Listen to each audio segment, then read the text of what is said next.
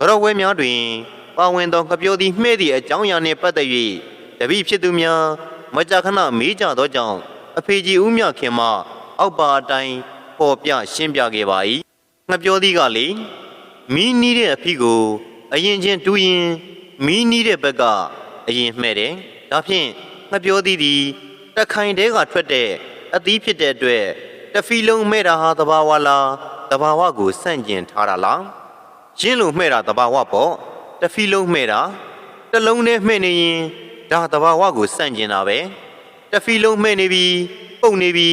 တလုံးထဲကစိမ့်နေရင်ဒါသဘာဝကိုစန့်ကျင်လာပြီမဟုတ်လားတလုံးနဲ့မှဲ့နေရင်ဒါသဘာဝကိုစန့်ကျင်လာပြီတလုံးကျော်မှဲ့နေရင်ဒါသဘာဝကိုစန့်ကျင်တာပဲဒီမှာခဏခဏငါ့ကိုလာမေးတယ်အဖေကျွန်တော်ကျမတို့ပွဲကအဖေရဲ့တဲ့အမှတ်မညီဘူးအဖေရဲ့တဲ့တို့အဖေဘိုးတော်ဟန်ပြောတော်တဲ့စကားလုံးကတလုံးနဲ့ကျန်နေရင်တပတ်မှဲ့နေကြကိုနှစ်ပတ်ကြာမှမှဲ့လာရင်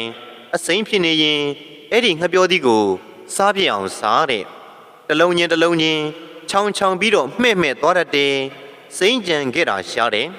အဖေနှစ်ခါပဲမြင်ဘူးတယ်အခုတသက်ထိတဖီလုံးပုတ်တလုံးနဲ့စိမ့်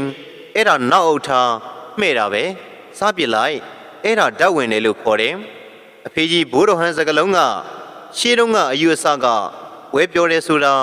အကုန်မှဲ့တာငါပြောသည်ရင်းရင်မြန်မှဲ့တာပေါ့နှုရင်နောက်ကြမှာမှဲ့တာပေါ့ဒီတော့ငါပြောသည်မှဲ့ရမယ့်အချိန်မှမှတ်မဲ့ပဲစိမ့်နေရင်ဓာတ်ဝင်တယ်တလုံးကြားမှဲ့နေရင်ဓာတ်ဝင်တယ်ကိုင်းဒါဖြင့်အဖေလက်တွေနဲ့ဟပ်ပြမယ်တလုံးတည်းမေတော်ပွဲကတလုံးတည်းနမင်းကြီး၄ပါးပွဲကတလုံးတည်းအဖေပွဲကတလုံးတည်းအဘဆယ်တော်ကြီးမြောက်ပွဲကတလုံးတည်းဖျားပွဲကတလုံးတည်းပွဲ၅ပွဲမှာ၅လုံးပဲမှဲ့တယ်ဒီအပြင်ဟာတွေအကုန်စိမ့်အဲ့ဒီတလုံးချင်းမှဲ့လာပြီဆိုရင်အဲ့ဒီအပတ်အကျွေးကြည်တာပဲကွာအဲ့ဒါအဖေကိုတွေ့အဲ့ဒီလိုတလုံးနဲ့မှဲ့လာတဲ့နေ့ပိုက်ဆံပူရတဲ့နေ့ပဲဒါပေမဲ့တလုံးနဲ့မှဲ့ပါစီတလုံးနဲ့မှဲ့ပါစီလို့မှတ်ထားကောင်းမူမှဲ့ခြင်းတဲ့အခါမှဲ့ပွဲအပ်တဲ့နေ့အဘဆယ်တော်ကြီးများသားတော်တို့ဒါနာဝဲအဖြစ်ရိုသေစွာပညာအပ်ပါ၏ဖရာအလူကံပေးတော်မူကြပါ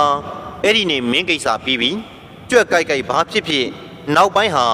မင်းအလုံးမဟုတ်ဘူးတဲ့ဖေကပြောတယ်နောက်တစ်ချက်ဝဲကိုလက်ကိုမှတ်ပြီးတော့ဘယ်တော့မှမထိုးပါနဲ့ဒါနာဝဲกว่าဝိဇ္ဇာပွဲกว่าပညာပွဲกว่าဆရာကြီးတွေလှူတဲ့ပွဲกว่าဆရာကြီးတွေကဖယားကိုလှူတဲ့ပွဲกว่าအဲ့ဒီတော့တို့ဒီပွဲထိုးရင်ချမ်းသာမှာပဲဘယ်လောက်လက်ရမှာပဲအစ